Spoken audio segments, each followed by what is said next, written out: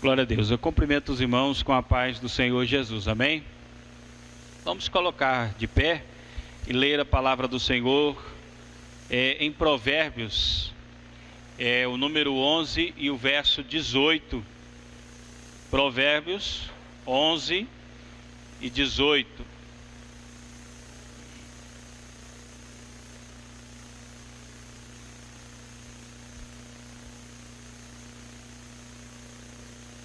Glória a Deus. Estamos gratos a Deus pela oportunidade de estar na casa dele. Nós sabemos que ele é digno de toda honra e de toda glória, todo louvor.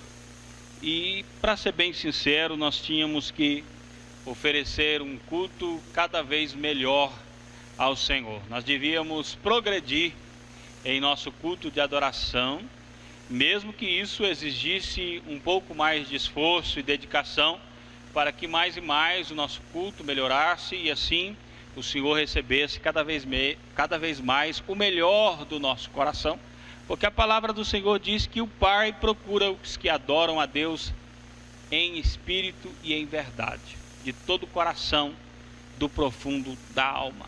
Então, muitas vezes, no nosso tempo, muitos cultos que são realizados são cultos vãos, porque não tem nada de dentro da alma, não tem nada honesto e sincero, é só bater o cartão, clac, mais um que participei.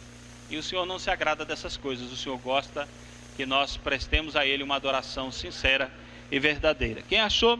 Provérbios 11 e verso 18. Quem achou diz amém? Então, vamos ler a palavra do Senhor. O ímpio recebe um salário enganoso, mas para o que semeia justiça, haverá galardão certo. Em outra tradução diz assim: o perverso recebe um salário ilusório, mas o que semeia justiça terá recompensa verdadeira. Pode se assentar.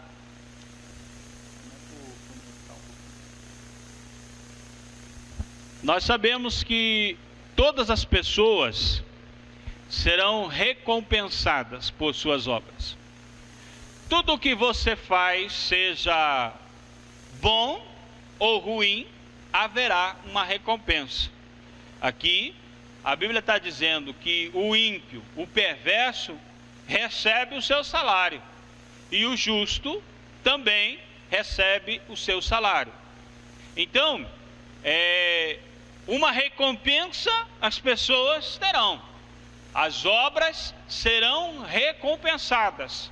Todos serão recompensados por atitudes, por obras, por posicionamentos, por palavras, até mesmo por palavras, porque em Mateus, capítulo de número 12, versículo de número 36, Jesus disse que de toda palavra ociosa os homens hão de dar conta. Então, de tudo que você fizer, você terá que prestar conta. Salário é uma coisa que você recebe por algo que fez. A Bíblia diz em Romanos capítulo 6, versículo 23, que o salário do pecado é a morte. Então, se você peca, você tem salário, a morte. Se você é pecador, você tem salário, a morte. Mas se você entrega a tua vida para Jesus, você tem algo maravilhoso para receber: vida eterna. Então tudo o que você faz tem uma certa recompensa, ou seja, a morte. E a Bíblia chega a dizer que o pecado vai gerar morte e morte eterna. Lá em Apocalipse 20, 14 e 15 diz: irão estes para o lago de fogo, que é a segunda morte, a morte eterna. Eu costumo dizer que existe vida após a morte, mas existe morte após a morte. A pessoa morre e depois encontra o juízo final e vai morrer eternamente. Existe vida e existe morte eterna.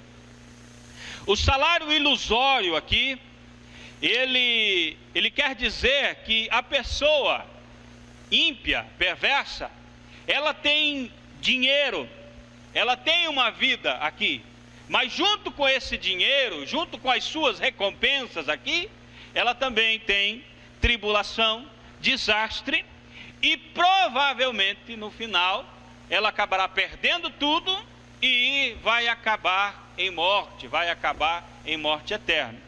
Mas aquele que serve a Deus, aquele que teme a Deus, a Bíblia está dizendo aqui, ó, a recompensa certa, galardão fiel. O justo será recompensado. Mas talvez quem está me ouvindo está pensando, mas recompensado quando? Quando serei recompensado? Poxa, meu irmão, você está pregando aí, mas olha para mim. O tanto que já sofri nessa vida, quando é que vai chegar a minha recompensa? Pastor David Poyung-Chu foi na casa de uma mulher pregar o evangelho. Quando ele começou a anunciar o evangelho, ela disse: pastor charlatão, sai da minha casa, não quero ouvir o que você tem a dizer. E ele disse: mas por que não quer me ouvir? Porque a sua promessa é só para o céu, é só para o futuro, lá na eternidade. Eu queria alguma coisa aqui na terra. Eu estou cansado de sofrer. Meu marido é um alcoólatra, meus filhos são trombadinhas, vivem aí roubando carteira para ver se consegue sobreviver. Eu moro nesse barraco, eu não tenho nada. O dia que tiver uma mensagem melhor para me dizer, oferecendo um pouco de recompensa, de esperança para esta vida, o senhor pode vir. Mas quando tiver com essa mensagem de eternidade, o senhor não precisa vir mais. O pastor saiu de lá pensativo. Chegou em casa e foi orar a Deus, perguntar a Deus o que está de errado, pai. Será que a minha mensagem está errada? E ele começou a pensar e raciocinar, e ele pensou: no fim das contas, a mulher não está tão errada, porque eu só estou oferecendo coisas para a eternidade. A vida, só sofrimento. Ela tem uma certa razão. E então, ele orou a Deus, jejuou, consagrou, até que Deus falou com ele. E depois que Deus falou com ele, ele foi à casa da mulher, e a mulher pegou um cabo de vassoura e foi de encontro. Falou: já vem aqui de novo, seu charlatão. Ele disse: não, senhora, eu tenho uma mensagem diferente para dizer para a senhora. E ela disse: o que você vai me dizer? Eu vim dizer para a senhora que se a senhora entregar a sua vida para Jesus, além do céu, a eternidade com Deus, Deus vai mudar a tua vida, Deus vai te dar uma casa boa, você vai ter, os seus filhos serão transformados, seu marido será salvo, e tudo vai mudar na sua vida. Ela falou: agora já estou me interessando. E ela foi à igreja do pastor. Mas quando ela chega na igreja do pastor, o pastor nem templo tinha, era só uma tenda. E quando ela olha, fala: é aqui que Deus faz milagre? É aqui mesmo, senhora, é aqui que Deus faz milagre. Nessa tenda, Deus muda a vida de pessoas. Para resumir a história, a mulher aceitou Jesus. Com o passar do tempo, os seus filhos vieram para a igreja, seu marido também. Os filhos foram transformados, pararam de roubar a carteira dos outros, viraram pessoas de bem, tiveram um emprego, mudaram de vida. Seu esposo parou de beber, foi para a igreja, virou crente também. Ela se tornou dirigente do círculo de oração. Deus lhe deu uma boa casa e ela, graças a Deus, estava muito bem. Por quê? Porque o Senhor quer que você tenha uma vida boa aqui também. Não é só na eternidade. O desejo de Deus não é que você viva uma vida miserável aqui para depois ganhar o céu. Não, o céu é mais importante, é prioridade. Mas você não precisa sofrer o pior desastre aqui na terra. Quer ver? Na vida presente, a Bíblia diz que você terá recompensa. Quer ver? Marcos capítulo 10, versículo 30. Antes desta palavra que eu vou dizer, um rico vai até Jesus e disse: mestre, o que posso fazer para me salvar? Jesus falou: se você deve cumprir os mandamentos, tudo que a lei ordena você deve fazer. Ele disse: isso eu faço desde a minha infância, desde a minha meninice eu já obedeço estas leis. E Jesus então olha para ele e fala: se você quer ser perfeito, então você vai, vende tudo o que tem, vem e me segue, e terás um tesouro no céu. E a Bíblia diz, é difícil o que eu vou dizer para você, porque a verdade é que todo mundo que ouvisse a voz de Deus devia voltar alegre. Todo aquele que ouvisse a voz de Deus deveria voltar jubilando para casa. Mas esse foi o jovem que ouviu a voz de Deus e voltou triste para casa. Porque quando ele ouviu essa palavra de Jesus, a Bíblia diz que ele entristeceu-se e foi embora. E então Jesus diz: como é difícil um rico entrar no reino de Deus. Por que Jesus fez isso? Por que Jesus falou isso? Porque o rico prioriza aquilo que tem, se apega àquilo que tem e esquece de Deus. E não consegue renunciar a estas coisas e temer a Deus de todo o coração, fica apegado ao que tem. Aí os discípulos perguntam para Jesus: Senhor, nós largamos tudo para te servir. O que receberemos? Olha o que Jesus disse: nesta vida recebereis 100 vezes mais. Você que deixa tudo por amor a Cristo, Jesus falou que você recebe 100 vezes e mais. Se você deixa um filho, Jesus te dará 100 vezes mais de filhos. Se você deixa um pai, Jesus te dá 100 vezes mais de pais. Se você deixa dinheiro, Jesus vai te dar 100 vezes mais. Ah, mas então eu vou deixar para mim ficar mais rico. Se esse é o desejo do seu coração, nem deixe, porque você já começou errado. Tem muita gente hoje tentando barganhar com Deus, e Deus não é Deus de barganha. Ó Deus, estou entregando aqui 50 reais, então 50 reais vezes 100, o senhor tem que me dar uma boa grana, senão é palavra. Está errado. Está dizendo Jesus, se você deixar tudo, Ele te dará 100 vezes mais, nesta vida. Não é na eternidade. A eternidade é a eternidade. Aqui nesta vida, Ele promete 100 vezes mais. O que mais uma pessoa terá de recompensa aqui quando entrega o seu coração para Jesus? Vitória sobre o pecado. Romanos 6:23 diz: permaneceremos no pecado? Não. Por quê? Porque o Senhor já nos libertou do pecado. Você tem vitória sobre o pecado. Vitória sobre o pecado. Aquele que entrega o seu coração a Jesus, o que ele recebe nessa vida de recompensa? Vitória sobre o pecado. Pastor, como que é isso? A pessoa que está no mundo, ela é escrava do pecado. Ela faz o que o pecado manda ela fazer. Um exemplo: o alcoólatra trabalha, ganha um salário, e aquele salário sabe para quê? Para comprar bebida. O viciado em droga, ele trabalha muito, às vezes até um bom profissional, ganha um bom dinheiro, mas aquele salário é para usar a droga, ele é escravo daquilo. Ele queria ter uma vida diferente, mas o pecado não deixa. O pecado diz: não, é isso que você vai fazer. Converse com uma pessoa que está nas garras do pecado. Comece a conversar com ela. Se ela lhe for sincera, ela vai dizer: eu quero mudar de vida, mas eu não consigo. Isso me puxa de volta. Sempre me puxa. Por mais que eu procure, o pecado sempre me agarra e me traz de volta. Aquele que entrega a sua vida para Jesus, a Bíblia promete vitória sobre o pecado. Você passa a dominar sobre o pecado. O pecado já não manda mais em você. É você que domina isso. E através de como eu vou fazer isso? Através do Espírito Santo de Deus habitando na sua vida. É o Espírito Santo que guia você por caminhos aplanados e você tem vitória sobre o pecado. A Bíblia diz também em Mateus capítulo 5, versículo 5: os mansos herdarão a terra. Aqui há um mistério muito grande.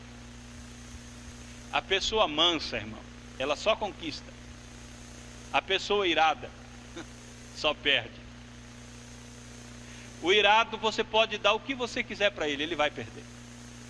Porque uma hora dessa ele perde a cabeça, dá uns gritos e perde. Qualquer coisa, ele está irado, ele perde. Agora o manso, ele conversa. Ele é pacífico, ele conversa, ele é manso. Ele consegue ver além do que realmente está acontecendo. Ele é manso. Ele tem mansidão. Ele sabe agir. Não é que o manso é um coitado. A palavra que se traduz manso, para nosso português, ela não diz exatamente tudo o que quer dizer palavra manso. Porque o manso seria uma pessoa que consegue dar um soco na medida certa, sem ferir. Então o manso não é uma pessoa que não tem boca para nada. É uma pessoa que sabe agir com temperamento, temperada. Uma pessoa sóbria em tudo que ele está fazendo, falando. A Bíblia está dizendo em Mateus 5,5 que os mansos vão herdar a terra, vão ganhando espaço e vão crescendo e vão ficando cada vez mais poderosos na terra. Mateus 5,7 diz que os misericordiosos alcançarão misericórdia. A pessoa que é misericordiosa, que consegue ter compaixão do outro, se coloca no lugar dela, quando ela enfrenta uma situação que ela precisa de misericórdia, alguém tem misericórdia dela. Agora, ai daquele que não tem misericórdia de ninguém, porque o dia que ele precisar de misericórdia, ele não encontrará. A pessoa não terá misericórdia dele, porque ele nunca teve misericórdia de ninguém. Como se pode esperar de misericórdia de alguém? E eu vou dizer uma coisa: você precisa da misericórdia divina, mas você precisa da misericórdia dos homens também. Quantas vezes você erra e fica na mão de alguém, essa outra pessoa, se não tiver misericórdia de você? Então nós dependemos de misericórdia, tanto de Deus como dos homens. Se nós tivermos misericórdia, a Bíblia diz que alcançaremos misericórdia. Jesus até mesmo contou uma parábola que um homem devia uma certa quantia a um senhor e ele não tinha como pagar. E o seu senhor pegou ele e levou à sua presença e disse: você me pague o que você me deve.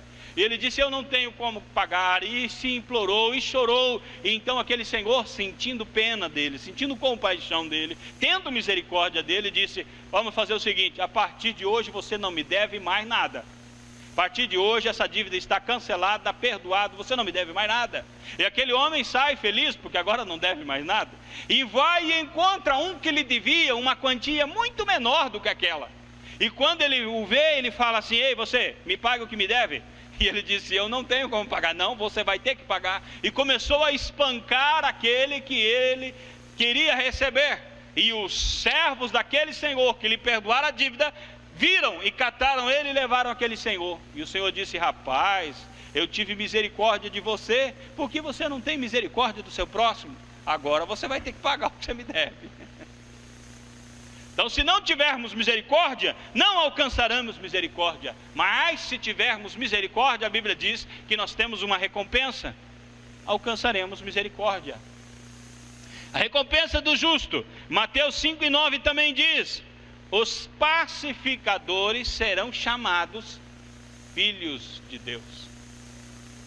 Pessoas que promovem a paz, pessoas que no meio de um conflito conseguem trazer paz. Esses são chamados filhos de Deus. Queridos irmãos, nos dias em que vivemos, nós estamos precisando de pacificadores, de homens que conseguem atenuar conflitos. Porque nós estamos vivendo batalhas e conflitos até mesmo dentro da casa de Deus, entre o povo cristão, entre o povo que se chama povo de Deus. Há muitas batalhas. Um com o dedo apontado de cá e o outro apontando o dedo de lá, e aquela briga no meio aqui. Todo mundo aponta o dedo, todo mundo acusa, todo mundo condena. Precisa de alguém para entrar no meio e falar: calma lá, eu vou trazer a paz. Estamos precisando. Porque quando existem pacificadores, a recompensa dos pacificadores é ser chamado filho de Deus, ser conhecido como filho de Deus. E na vida futura, que recompensa teremos? 1 Coríntios capítulo 15, versículo 52, diz que nós ressuscitaremos. Talvez você que é cristão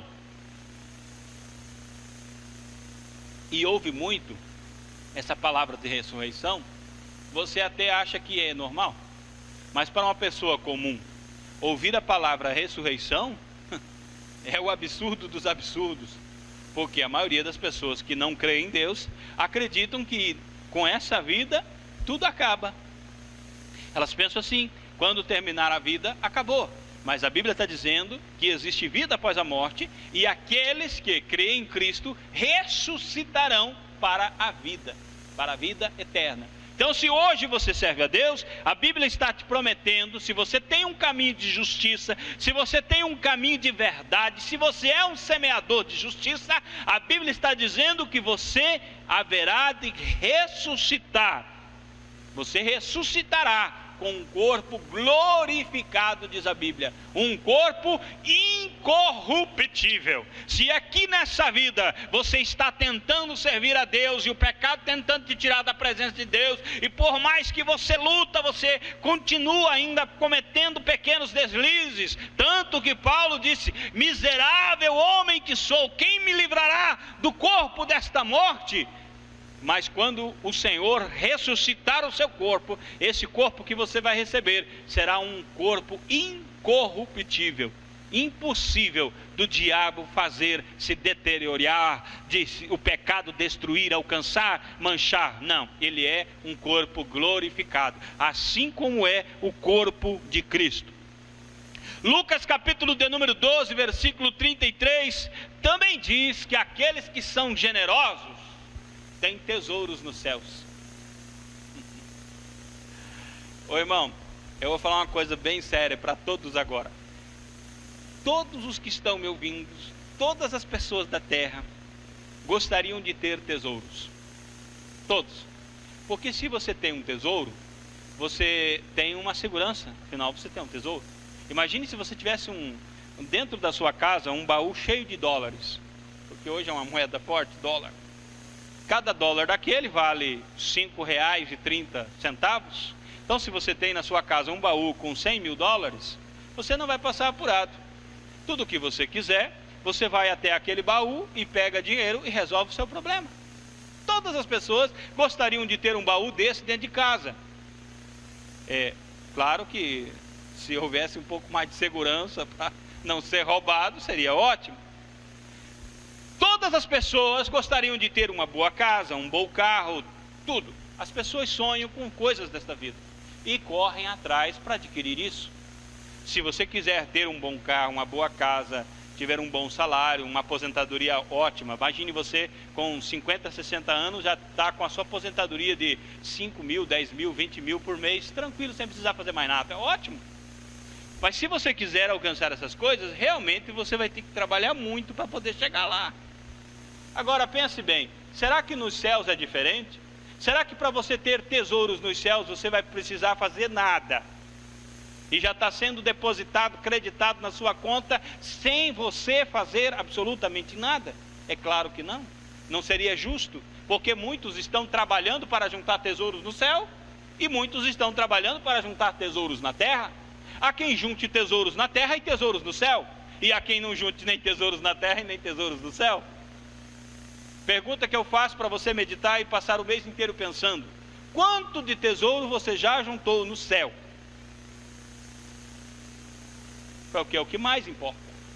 Se é que você quer ir para a eternidade com Deus, se você quer morar com Jesus, se você quer habitar a Nova Jerusalém, o quanto você está construindo na eternidade? Porque aqui importa para a sua vida, o que você viver aqui.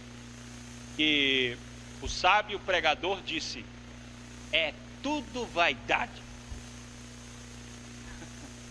tudo passageiro. Você pode construir muito, irmão. Você pode ganhar o prêmio Nobel da Paz.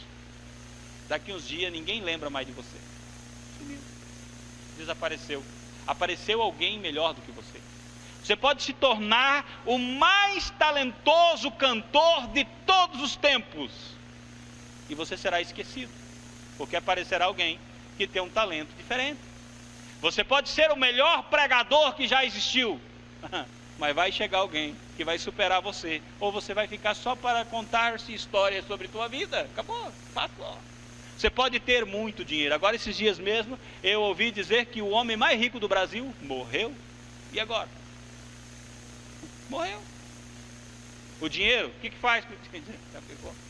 Alexandre o Grande, quando foi ser enterrado, disse que queria que deixasse a sua mão para fora do caixão, para que as pessoas, ao verem o caixão passar com a mão dele para fora, vissem que uma pessoa, quando morre, não leva nada para além do túmulo.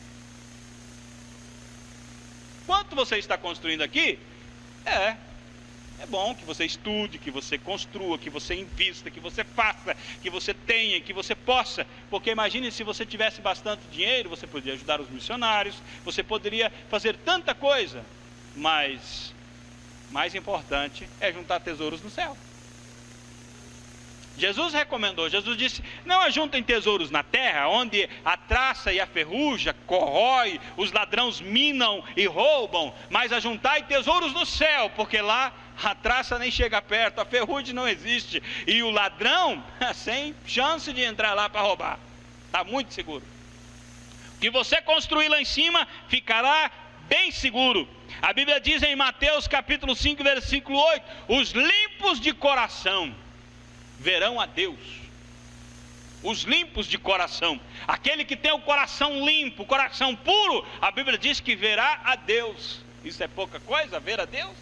Deus habita em uma glória inacessível pela lógica humana, pelos poderes humanos, pelas faculdades humanas. Por mais que você se purifique aqui na terra, sem a presença de Deus, sem o poder de Deus, você não pode ver a Deus.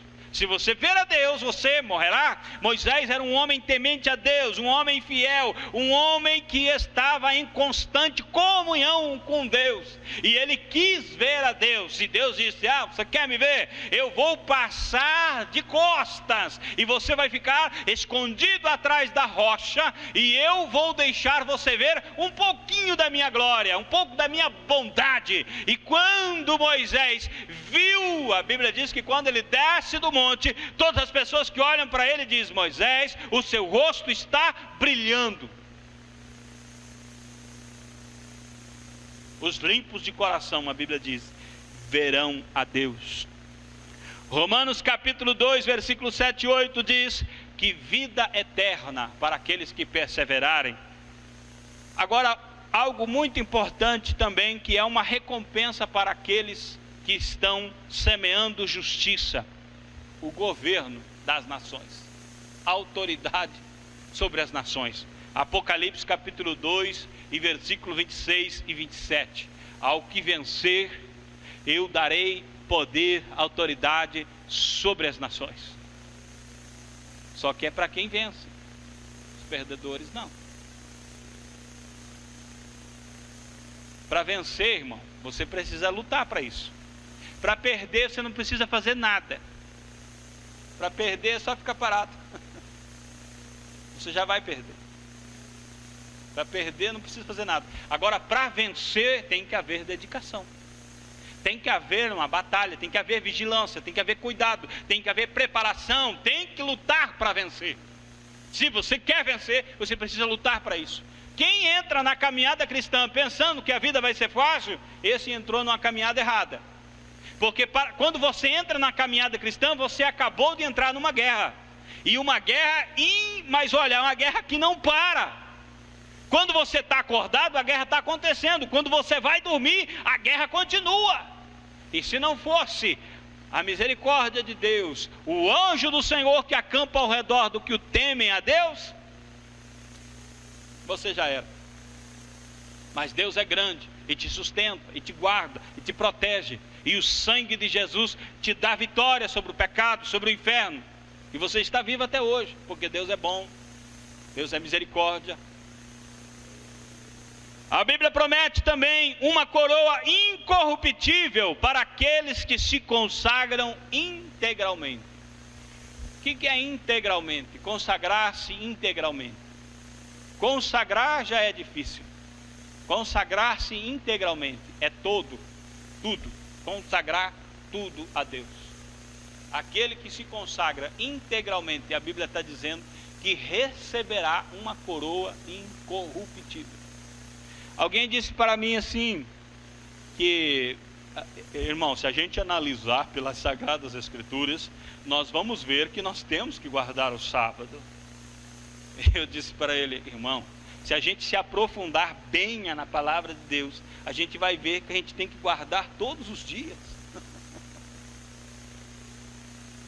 Não é só um dia. Se você guardar um dia, então aquele dia você santificou a Deus, e naquele dia você vai servir a Deus, e você vai cedo para a igreja, e você passa o dia inteiro servindo a Deus, e à noite servindo a Deus. Maravilha, um dia de consagração. Mas não seria ótimo se você conseguisse consagrar toda a sua vida, todos os dias servindo a Deus, todos os dias vigiando para não pecar, todos os dias prestando o seu devocional a Deus, todos os dias lendo a palavra, todos os dias cantando um hino a Deus? aquele que se consagra integralmente, a Bíblia diz que terá uma coroa incorruptível. Tiago 1:12 e Apocalipse 2:10 diz que aqueles que vencerem receberão a coroa da vida.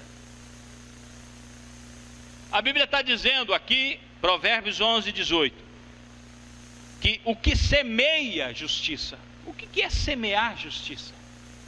O que é semear justiça? Quem pode ser semeador de justiça? Como que eu posso semear justiça? A Bíblia fala sobre, em Tiago 3:18, semeadores de paz. Como que se semeia paz? Alguém tem uma dica para me dizer? Alguém que pode semear paz? Alguém semear justiça? Gálatas capítulo 6 e versículo 8, a Bíblia fala sobre semear para o Espírito e não para a carne. Isso parece complexo para você? Isso parece difícil demais de entender? Semear justiça, semear paz, semear para o Espírito.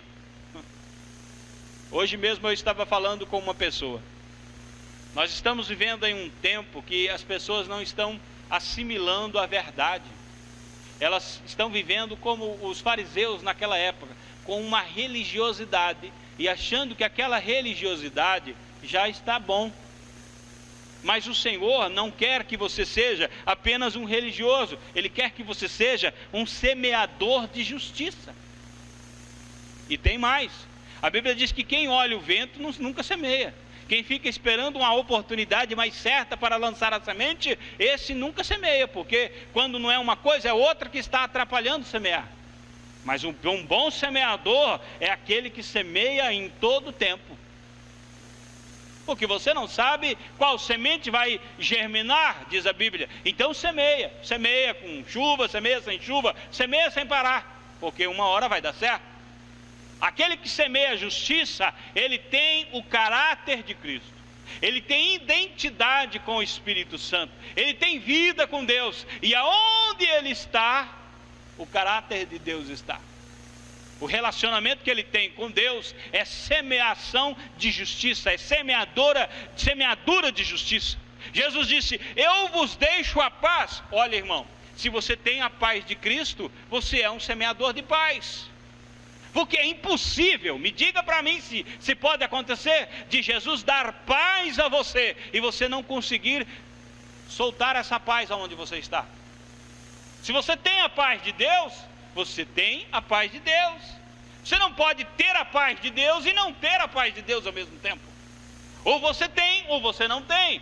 Então, para semear a justiça, você tem que ser justo. Como que alguém vai semear a justiça se ele não é justo?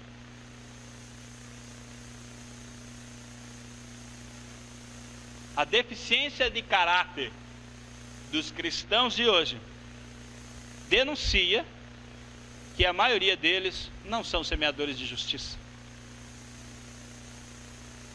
Porque se o Espírito está trabalhando dentro de mim, ele está promovendo o fruto do Espírito, está produzindo o fruto do Espírito.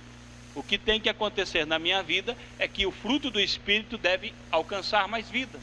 Eu estarei semeando e a semeadura haverá de brotar e nascer, frutificar e gerar mais fruto, e mais semeadura, e mais fruto, e mais fruto. Há umas coisas muito importantes sobre semeadura. Existem leis da semeadura. Por exemplo, existe tempo de plantar, tempo de colher. Eclesiastes capítulo 3, versículo 2. Se você planta, você colhe. Provérbios 24 diz que você tem que semear. Se você não semear, você não vai colher. Como que você vai colher uma coisa que você não semeou? Se você semeia a justiça, você vai colher a recompensa da justiça. Se você semeia o mal, vai colher o fruto do mal. A Bíblia até tem um verbo que diz que se você semeia vento, vai colher tempestade. Não há como você semear vento e colher justiça. Não há como você semear justiça e colher tempestade, porque você vai colher exatamente o que você plantou. A lei da semeadura é fiel. A Bíblia diz que a colheita será boa e abundante, será vida longa. Aquele que semeia a justiça terá vida longa. Prosperidade, que é cumprimento, realização, felicidade naquele propósito que empenhou. Cumprimento de todos os seus alvos de realização. Aquele que semeia a justiça, os seus propósitos são cumpridos. Leia a história de José. José era um menino que semeava a justiça. Aonde ele ponhava a mão, as coisas andavam.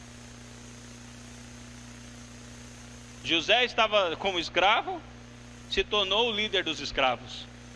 Foi morar na casa de Potifar porque ele se dava bem. Se você ler a Bíblia, você vai ver que está assim, ó: vendo o seu senhor que em tudo que ele colocava a mão prosperava, fez dele o chefe dos servos e colocou dentro da casa e disse para ele: tudo está no seu controle, tudo. Você agora é o meu mordomo, meu gerente aqui. Você gerencia tudo, porque tudo que você põe a mão dá certo. Mas aí aconteceu aquela calúnia que inventaram contra ele, e ele foi para a cadeia. Quando ele chega na cadeia, irmão, logo, é um moço que semeia a justiça, ele se torna aquele que cuida de todos os presos. A liberdade de José era enorme. Quando ele sai da cadeia e vai para a presença de Faraó, ele se torna o governador do Egito. Porque é semeador de justiça, ele só colhe justiça. Não tem como colher outra coisa. Colossenses capítulo 2, versículo 23 e 24. Leia na sua casa. O seu galardão é certo. A recompensa que você tem de Deus é certeza. Se é certo que você padece com Cristo hoje, é certo que você terá a recompensa da justiça de Deus. Você terá a recompensa que está preparada. Aquilo que Deus tem para você é certo, não é duvidoso, é certeza. Os males que poderiam te prejudicar vão errar o alvo, e você vai ser abençoado em nome de Deus, em nome de Jesus. Concluindo então, por fim, depois desta vida, você vai encontrar o tribunal de Cristo. Será onde Deus recompensará a cada um pelas suas obras. 1 Coríntios capítulo de número 3. Aqui tem uma coisa muito importante para mim terminar mesmo, para mim concluir. Quem constrói sobre madeira, feno, palha, não recebe galardão, porque o fogo queima, a obra é provada e queima, passa. Por isso que eu digo para vocês que não é a quantidade que você faz, mas a intensidade do coração naquilo que faz. Alguém faz muito e não receberá nada. Alguém faz pouco, mas faz de todo o coração e receberá muito. A Bíblia diz que no tribunal de Cristo as obras serão provadas no fogo. E aquele que construiu sobre ouro, prata, bronze, esse vai ter galardão. Mas aquele que construiu sobre madeira, feno, palha, o fogo vai consumir e ele será salvo, mas não terá galardão, não terá recompensa, porque ele não construiu para a eternidade, ele construiu para si mesmo. Quantos aqui na terra que estão trabalhando muito, mas não estão semeando nada para a eternidade? Não estão semeando nada para o céu. Eu me lembro daquela história daquele senhor que era muito rico, e ele tinha um dízimo muito alto, e a alegria maior dele era no final do mês, quando colocava o relatório lá, e ele ia lá olhar e ver que o nome dele era o mais alto, o valor do dízimo dele era o mais alto, e ele via: olha aí, que bênção, né? Graças a Deus. Ele se enchia, falou: eu estou construindo, eu estou trabalhando para Deus. E havia um irmão na igreja muito pobre, e aquele irmão deu um dízimo que fosse de R$1. E um dia desses ele vai lá no mural para olhar com orgulho o seu dízimo lá em cima, o mais alto. E ele olha e vê aquele irmão que dizimou R$1. E ele olha e fala assim: mas não tem nem vergonha, dizimar R$1? Onde já se viu? Eu não dizimaria R$1, que vergonha dizimar R$1. E ele ficou tipo com aquilo que não poderia ter dado tão pouco de dízimo. Quando ele vai para casa, ele tem um sonho. E no sonho, toda a igreja está sendo galardoada no céu, e cada um está recebendo a sua mansão, a sua casa onde vai morar. E ele está no meio da igreja, e cada um vai recebendo a sua casa, cada um recebendo a sua casa. E por fim, está só ele e aquele irmão e o anjo. E agora tem uma casa bem grandona, uma mansão e uma casinha bem pequenininha. Isso é só uma ilustração, irmão. Não vai pensar que o céu é assim, com barraquinho e casona grande e menor. Mas é uma ilustração que ele teve num sonho. E quando ele viu aquela casa grande e aquela casinha pequena, ele julgou: a casa grande é minha, que sempre dei o maior dízimo na igreja, e a casa pequena é desse irmão, porque eu vi lá que ele deu o dízimo de R$1. Então só sobrou isso aí para ele. Só que na hora da entrega das chaves, o anjo deu a chave da mansão para aquele irmãozinho, e a chave do barraquinho para ele, para a casinha pequena. E ele falou: opa, tem uma coisa errada aqui, porque eu sempre contribuí com o maior valor na igreja. Está errado isso não pode estar certo. E o anjo disse: olha, meu senhor, eu não sei de nada, a gente constrói conforme o material que mandam para cá. O senhor mandou só isso, foi o que deu para construir. Ou seja, a glória dele ele recebeu na terra. Toda vez que ele olhava, ele pegava a glória para si. Ele se achava por ter aquele valor alto de dízimo, enquanto que o irmão deu tudo o que tinha. Era a mesma coisa da oferta da viúva pobre. O Senhor disse: veja, aquela mulher deu tudo o que tinha. Então, o que constrói, o que faz realmente fazer, é a intensidade e não a quantidade. Muita gente faz muito, mas não recebe nada, porque está fazendo para si mesmo. Diga-me, homens que ganham salários enormes para pregar a palavra, que galardão terão? Diga para mim, homens que usam a Bíblia para viver dela, que galardão terão? É isso que temos que raciocinar e pensar. Enquanto muitos estão dando tudo o que têm para pregar para os perdidos, estão gastando a sua vida. Homens que morreram com 37 anos de idade, velhos, estavam desgastados, não tinham como viver. Eu li um livro do pastor John Hyde, com 47 anos de idade ele faleceu. O coração dele praticamente mudou de lado, de tanto que ele sofreu na vida, de tanto que ele orou, de tanto que ele jejuou, de tanto que ele batalhou na vida. Seria justo que esse homem tivesse o mesmo galardão de alguém que pregava por dinheiro para arrebanhar fortuna? Não é certo? Então, se há justiça na semeadura, haverá justiça na colheita também. Nos coloquemos de pé para nós orarmos ao Senhor. E eu convido aos irmãos para terça-feira estarem conosco no estudo bíblico da palavra do Senhor e na oração. Nós estaremos orando e depois estudando a palavra do Senhor sobre o poder da palavra, o poder da língua. A revista que estamos estudando é Tempos Difíceis, Tempos Trabalhosos, Últimos Tempos. E nós vivemos em um tempo em que os homens não pesam as palavras. Eles falam o que vem na cabeça, e isso terá um julgamento depois. Nós devemos vigiar muito com o que fala. O salmista Davi chegou a dizer: Senhor, põe um anjo à minha boca, para que eu não venha pecar, para que eu não venha falar a palavra torpe. E também, irmãos, quinta-feira, não perca a campanha, do culto da campanha, vai estar aqui o pai e 2 filhos. O Misael Cabral vai estar pregando, e esse Misael, quando ele era da idade do Pablo, ou um pouco menos, já era pregador.